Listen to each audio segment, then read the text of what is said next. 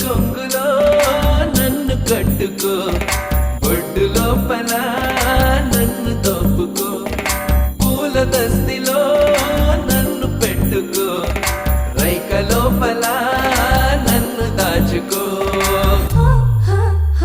ఓహో ఎర్రని రిబ్బెన పువ్వులు చేసి నల్లని